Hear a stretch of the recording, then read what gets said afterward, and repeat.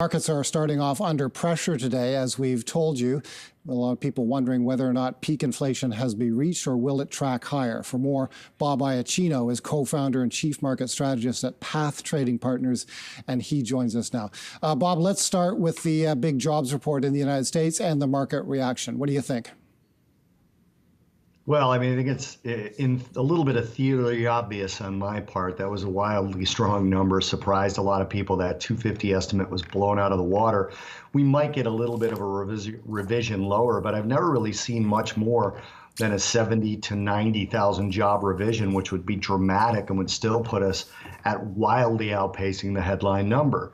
But the thing that struck me the most, because my biggest concern is inflation, it's not recession at all, it's inflation from a perspective of investors, is that wage number. Now, in the last 12 month-over-month numbers, we've had 6 beat estimates, we've had 2 tie estimates, and 4 miss. We got a little increase in the year-over-year wage number. And my largest concern for the equity markets is during recession, stocks actually tend to be positive. It's not their best years, but they do tend to come out on top. The only time they miss or turn negative is when inflation is running hot or when prices have run hot for a while and have not cooled. And we just went so far, so fast on inflation, and this wage number this morning certainly doesn't take that off the table at all. The wage price spiral, I think, is what we're worried most about now that commodity prices have started to drop. Quite a few input prices have started to drop. So that wage number ends up being concerning, but it's also necessary because consumers need to catch up to the price hikes that have gone into consumer goods and products and services. Does today's number make a 75 basis point move by the Fed a lock? Well, certainly the market is feeling like it's more of a lock than it was prior to the number. I wouldn't call it a lock. The CME has a really good product, the CME Fed Watch tool, and it calculates the probabilities based on SOFR and some other interest rate products as to what the markets are seeing as the probability of the next rate hike. Prior to this number, the 50 basis point rate hike was about 63% probability, with 75 being the remainder. That's flipped. Immediately after the number, 75 basis points became a 63.5% probability.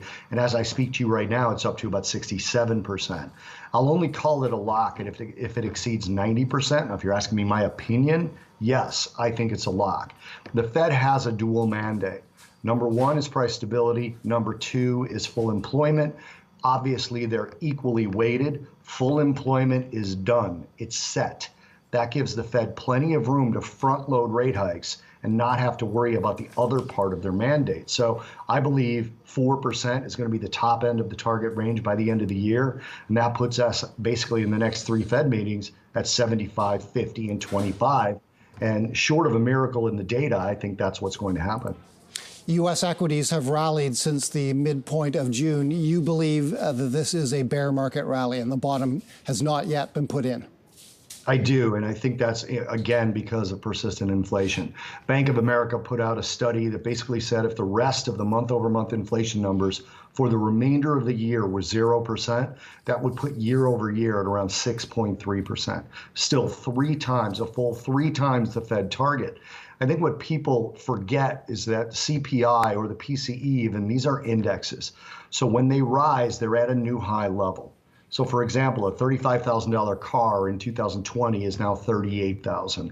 If CPI starts to rise at a smaller rate, which we would all consider a victory, if we start seeing the year-over-year CPI at 1.5%, 2% starting in 2023, it'd be mid to late 2023 at this point, we'll consider that a victory over inflation. But that $35,000 car is now going to be at a $39,000 or $38,500.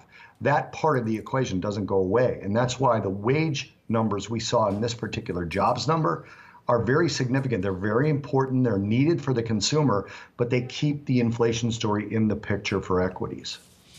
Crude oil has dipped to below $90 US per barrel for the first time since the invasion of Ukraine by Russia. Your target on crude oil, if I understand correctly, is a lot further south from here, $68 US a barrel. It is, and that's an actual trade that I have on. So full disclosure on that, that's my target for the trade. Now, I'm not confident about that, and that's why I employ a trailing stop. I've been following my trade down from the entry point, which was closer to $98. From that perspective, I think 68 is a realistic supply and demand target, given the demand fall off we've seen, and given that OPEC added a little bit more supply.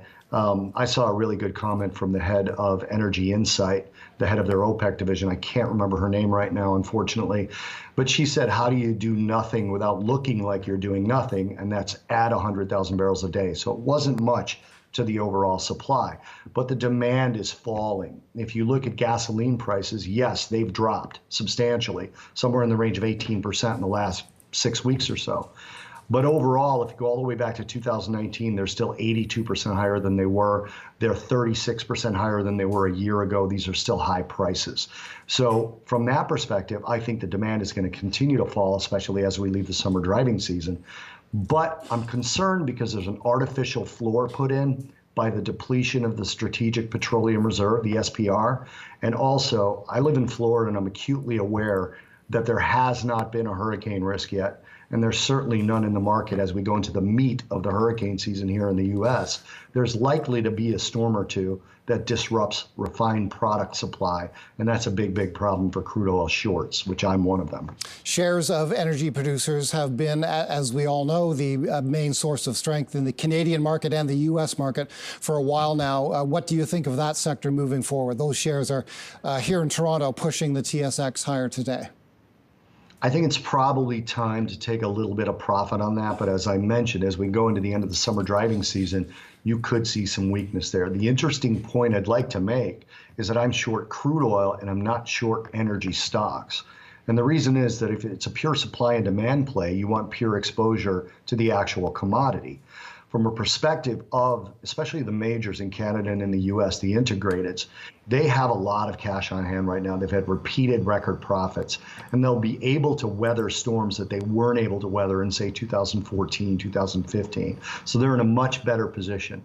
If you have profits, you might want to take some. I wouldn't go long them. I would absolutely not short them right now.